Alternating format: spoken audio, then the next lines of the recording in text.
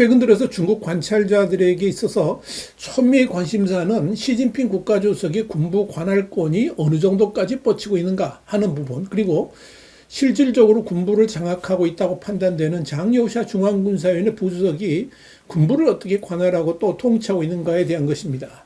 이 문제들을 제대로 분석할 수 있다면 현재 시진핑의 권력과 위상도 어느 정도 판단할 수 있다는 점에서 아주 주의 깊게 쳐다보고 있습니다. 그런데 그런 내용을 암시해주는 중대한 사건, 그러니까 신화통신의 막장쇼가 벌어진 겁니다. 화이트타임스가 이 문제를 짚어봤습니다. 지금 시작합니다.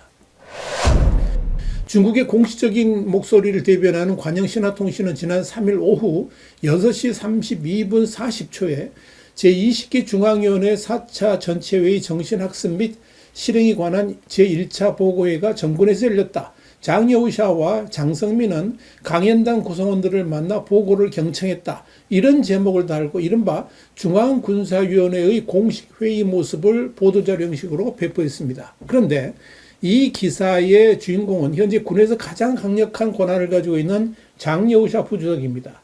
신화통신의 기사에서도 이런 부분이 엿보입니다. 그런데 눈여겨볼 점은 중국 공산당의 공식적 견해를 대변하는 신화통신 보도에서 시진핑 주석과 장여우샤 중앙군사위원회 부주석 간의 권력 갈등이나 관계를 어떻게 서술했는가에 관련된 겁니다. 문제는 이 첫 번째 보도가 나간 지 정확히 41초 만인 33분 21초에 첫 번째 보도에서 나왔던 제목도 바뀌고 일부 내용이 삭제된 채 수정된 기사가 올라왔다는 점입니다. 이를 보도한 기자도 메이창웨이로 똑같았습니다. 두 번째 보도 기사의 제목은 20기 중국 공산당 중앙위원회 4차 전체의 정신을 학습하고 관철하는 중앙강연조, 중앙군사위원회에서 강연, 이런 내용입니다. 특이한 것은 이 제목에서 장여우샤와 장성민의 이름이 빠졌다는 점입니다. 또한 기사 내용도 일부 수정됐습니다.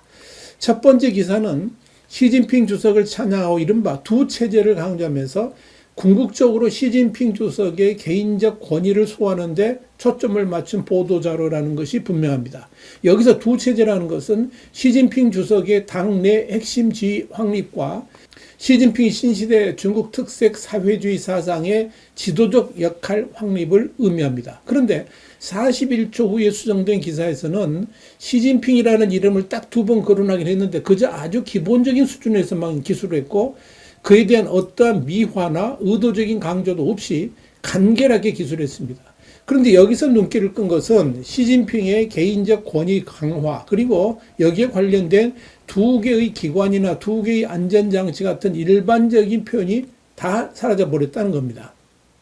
한마디로 정리하자면 신화통신의 첫 번째 보도에서는 군부에서의 시진핑 주석의 권위와 역할을 강조했다면 두 번째 기사에서는 그런 내용이 완전히 사라져버렸다는 겁니다. 다시 강조하지만 이 기사를 쓴 기자는 동일한 인물입니다.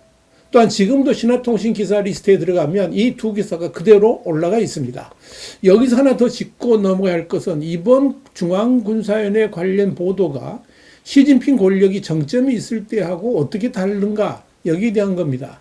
지난 2020년 11월 중국 공산당 19기 중앙위원회 5차 전체 이후 열린 중앙군사위원회 회의에서 부위원장이었던 슈치량은 군 학습 공보에서 당 중앙위원회와 시 주석의 전략적 의도를 명확히 설명하고 심도 있고 진심 어린 학습을 촉진하라고 밝혔습니다.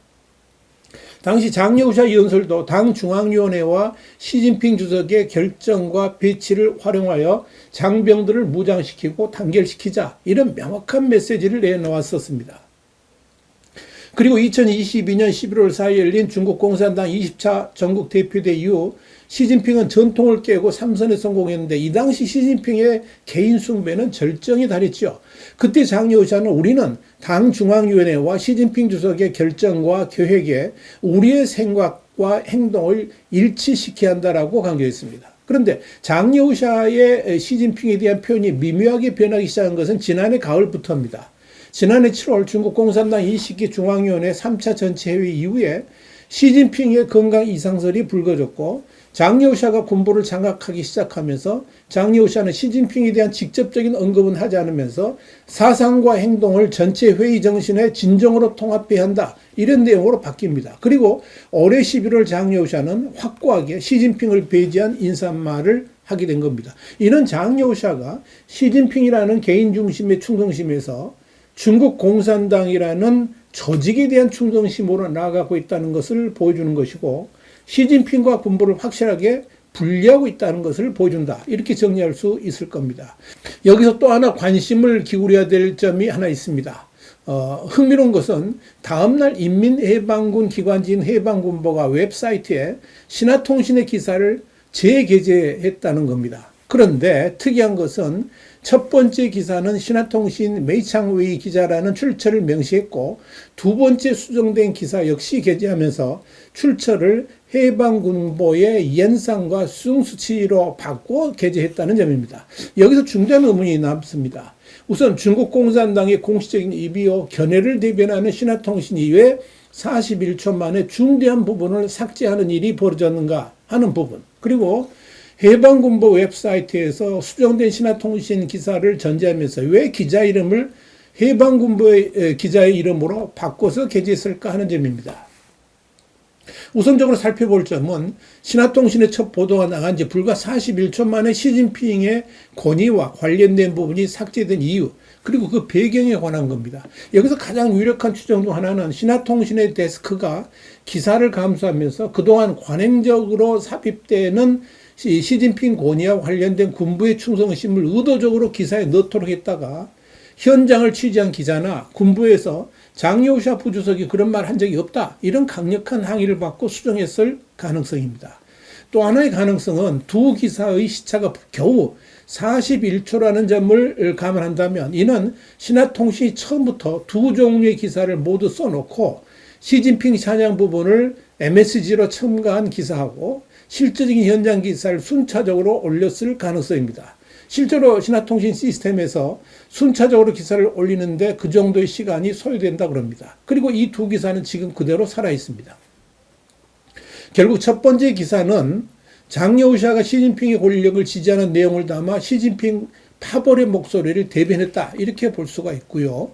두 번째 수정된 기사는 첫 번째 기사의 주장을 명백히 반박하면서 중국 공산당 군부 내에 시진핑의 개인적 권위를 인정하지 않는 강력한 세력이 있을 수 있으며 장여우샤가 그 세력을 대표해야 한다는 것을 보여주고 있다, 이렇게 정리할 수가 있을 겁니다. 그렇다면 해방군보의 웹사이트 기사는 어떻게 설명할 수 있을까요? 사실 이 해방군보는 두 번째 수정된 기사를 해방군보의 웹사이트에 올릴 때도 출처를 신화통신 기자로 했어야 함에도 불구하고 일부러 해방군보 기자로 수정을 한 것은 그 기사 내용이 인민해방군의 공식적인 견해라는 것을 분명히 확인시켜 주었다라고 설명할 수 있을 겁니다. 다시 말씀드려서 인민해방군의 공식 입장은 신화통신의 두 기사로 혼선이 있을지 모르겠지만 분명한 것은 두 번째 기사가 우리 군의 공식적인 입장이다 하는 사실을 확실하게 공지했다라고 볼 수 있습니다. 사실 지난 3일 베이징에서 열린 중앙군사위원회의 사중전의 결과 보고에는 장성민 부주석이 새로 임명된 후에 처음 열리는 공식적 회의라는 점에서 매우 의미가 있었습니다. 새로운 출범을 알리는 자리였기 때문이죠. 과거 같으면 그 자리에 당연히 시진핑 주석이 참석해서 인사말을 했어야 합니다. 만약 다른 일로 바쁘더라도 서면 인사말을 보내가지고 다른 사람이 대독하도록 하는 것이 관행이었지만 이번에는 그런 일이 없었습니다. 이는 시진핑의 군부에 대한 영향력이나 관계성이 사라졌다는 것을 보여줍니다. 이런 일련의 일들은 시진핑의 개인 숭배 사상이 힘해지고 있고 동시에 권력 장악력이 확실하게 달라졌음을 보여준다라고 정리할 수 있을 겁니다. 이렇게 중국은 지금 치열한 권력 투쟁이 전개되고 있고 시진핑은 비록 중국 공산당 서기, 중국 국가주석, 중앙군사위원회 주석직을 모두 겸직하고 있지만 그 마음은 좌불안석임을 이번 사태가 분명히 보여주고 있다. 이렇게 정리할 수 있을 겁니다. 화이트함스 중국관찰이었습니다. 감사합니다.